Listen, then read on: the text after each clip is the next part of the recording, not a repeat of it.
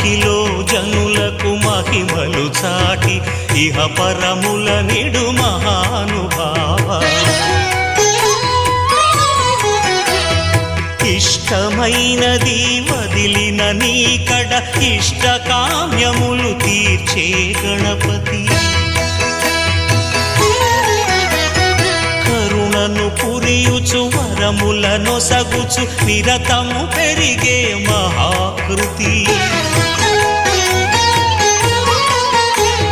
సకల చరాచర ప్రపంచమే